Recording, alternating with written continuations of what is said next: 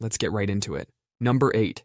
Operation Northwoods, the plan to justify a war. Imagine being so desperate to start a war that you plan to attack your own citizens. That's exactly what the U.S. military proposed in 1962. It was called Operation Northwoods, and it's probably the craziest military plan ever put on paper. America's top military leaders sat in a room, planning to terrorize their own people. Why? Because they really wanted to invade Cuba. These weren't vague ideas either. They had detailed plans written down. Hijack American planes and blame Cuba. Blow up American ships in Cuban waters. Stage fake terrorist attacks in Miami and other U.S. cities. Even kill Cuban refugees living in America and pin it on Castro. The military leaders figured if these attacks looked like they came from Cuba, the American public would support an invasion. They basically wanted to create their own Pearl Harbor moment. The plan included painting U.S. fighter jets to look like Cuban planes. These fake Cuban planes would then attack American targets.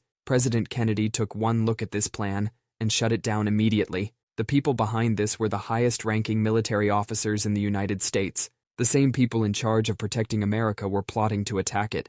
Number 7. Project MKUltra, the CIA's mind control program. Picture waking up with no memory of the last 48 hours, only to find out the government secretly drugged you. That happened to countless Americans during Project MKUltra. The CIA wasn't just spying on people, they were trying to control their minds. The mastermind behind this was CIA chemist Sidney Gottlieb, nicknamed the Black Sorcerer. He ran experiments at universities where students volunteered for experiments, but they had no idea what they were really signing up for. The CIA recruited doctors to experiment on mental patients. One doctor, D. Ewan Cameron, would put patients into drug-induced comas for months while playing recorded messages on repeat. He called it psychic driving, basically trying to erase someone's personality and reprogram them from scratch. Some patients lost years of memories.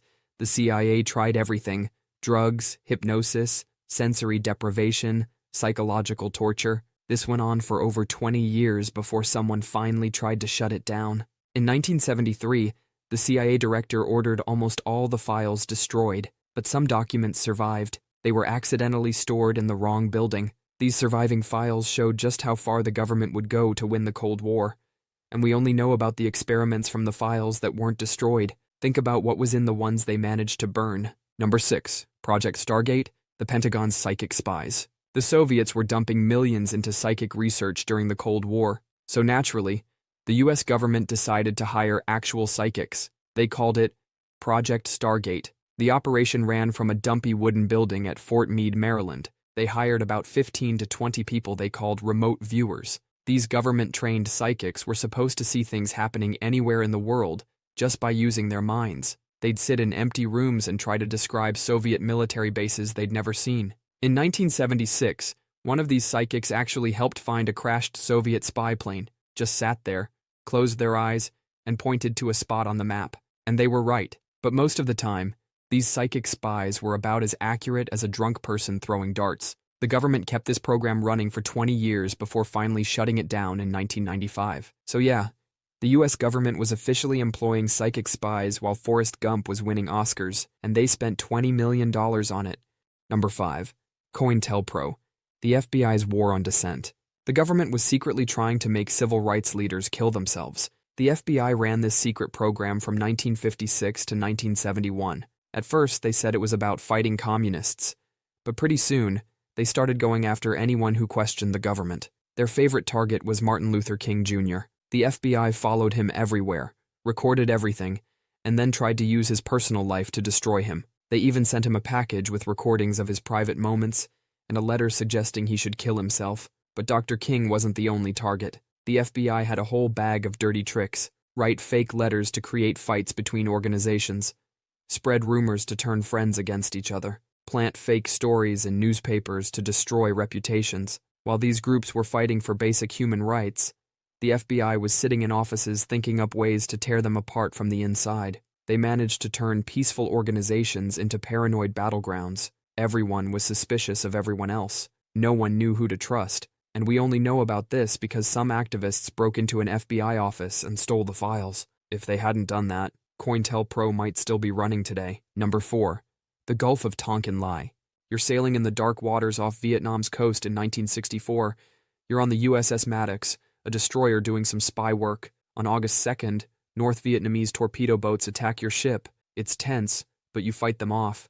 Then comes August 4th, and this is where things get weird. Reports start coming in about another attack. The government tells everyone that North Vietnam has attacked U.S. ships again, but that second attack never happened. In 2005, the NSA released documents showing the whole thing was made up. The enemy boats they saw were just shadows on radar screens. The torpedo attacks were just nervous sailors shooting at waves, but the government needed a reason to go to war. So they took these false reports and twisted them into a story about an unprovoked attack. They even claimed they sank 2 enemy boats. There were no boats to sink. Congress bought it hook, line, and sinker. They passed the Gulf of Tonkin Resolution. This basically gave the president a blank check to do whatever he wanted in Vietnam. And just like that, based on a lie about some boats that weren't there, America plunged into one of its longest and bloodiest wars. Number 3. Operation Mockingbird.